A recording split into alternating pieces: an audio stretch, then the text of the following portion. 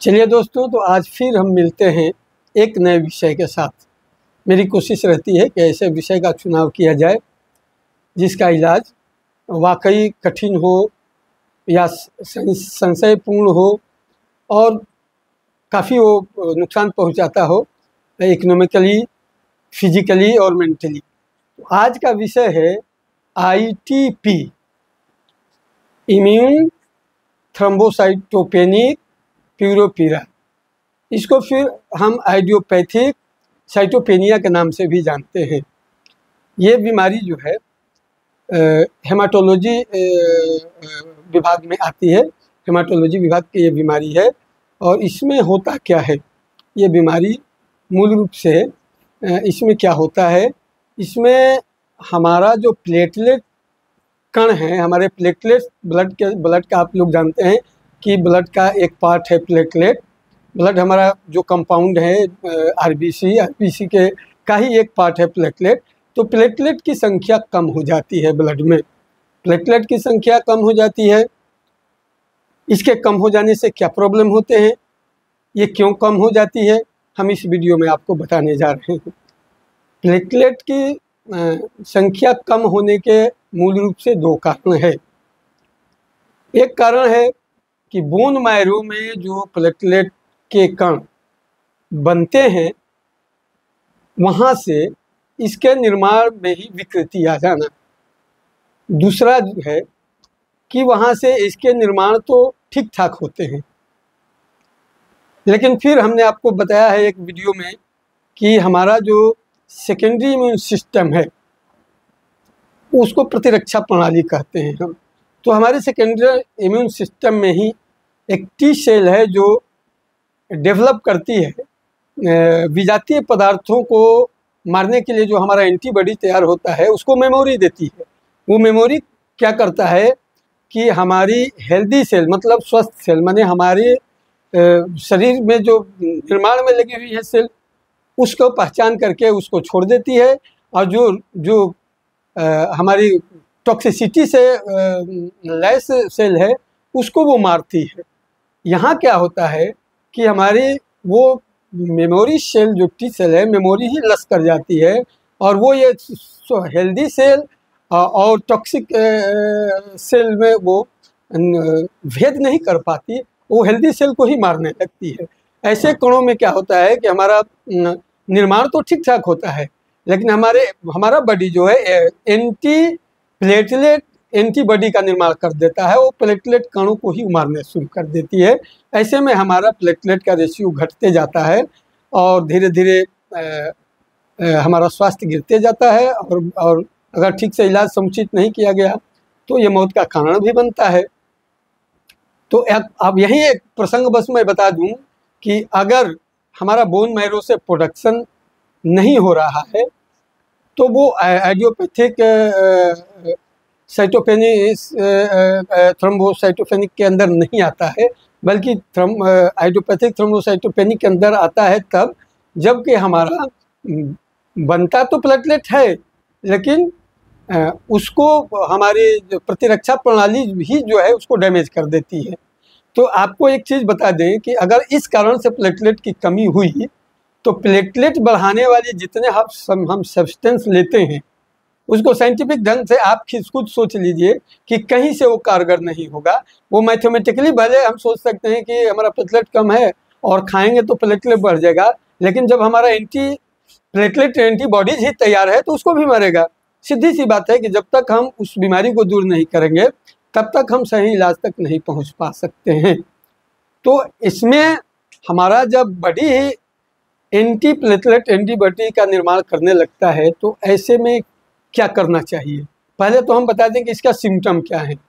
इसके सिम्टम काफ़ी कम्प्लेक्स हैं। मसूड़ों से कई कारणों से खून गिरते हैं, जिसमें एक पायूरिया है तब भी खून गिरता है। लेकिन जब आप आईटीपी के दौर से गुजरेंगे तो आपके मसूड़ों से खून गिरेंगे और वो खून जो है एविरल गिरते रहेंगे, वो जल्दी बंद नहीं होंगे। आपको सोचना चाहिए कि एक एक्सपर्ट डॉक्टर के यहाँ जाएं। आपको अगर बार बार भीनास फूटता है तो आप इसको इग्नोर न करें, आप एक एक्सपर्ट डॉक्टर के यहाँ जाइए। किसी पैक डॉक्टर के यहाँ मत जाइए। और क्वैक से मेरा मतलब सिर्फ बिना डिग्री वाले चिकित्सकों से नहीं है। डिग्री वाले बहुत क्वैक हैं। आज के युग में किस तरह डिग्रियां मिलती हैं आप लोग जानते हैं, इसलिए डिग्री वाले भी बहुत क्वैक हैं। इसलिए आप एक स्किलफुल डॉक्टर की तलाश करें ताकि वो पहचान सके उस बीमारी को।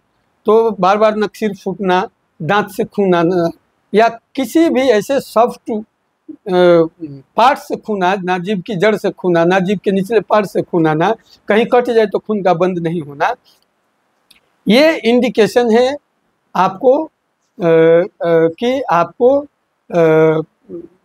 आप आईटीपी के संक्रमण से संभावना है कि आप संक्रमित हो चुके हैं।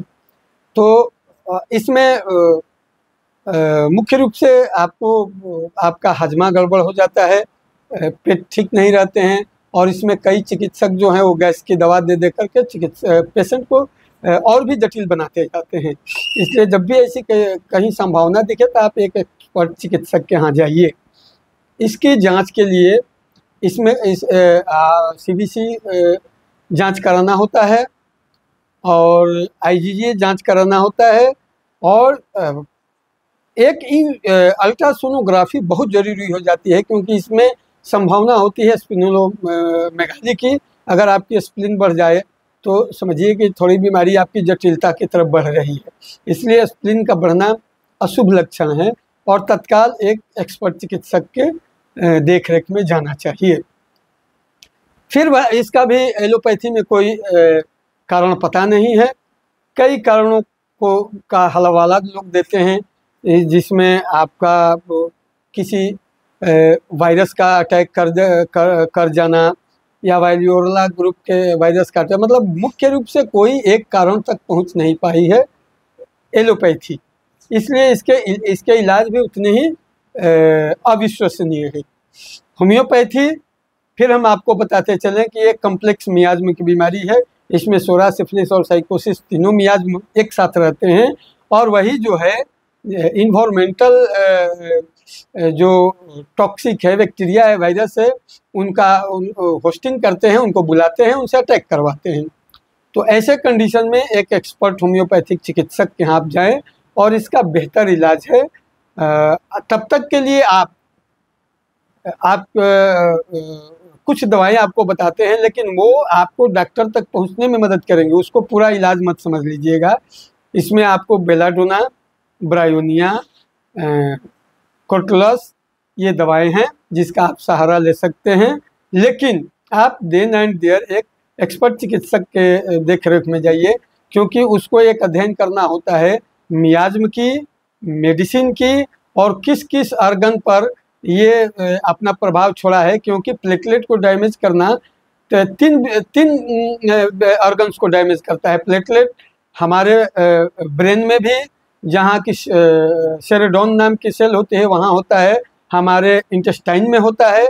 तो ये कई जगहों को डैमेज करता है। इसलिए आप जैसे आईटीपी की संभावना हो, हमने जो बताया, जो सिम्टम आप में दिखे, एक एक्सपर्ट चिकित्सक के यहाँ जाइए, और जैसे इस बीमारी की फाइंडिंग हो जाए, आप निश्चित रूप से एक होम्योपैथिक चिकित्सक की तलाश में रहिए और आपका जीवन बच सकता है, आप पूर्ण रूप से ठीक हो सकते हैं।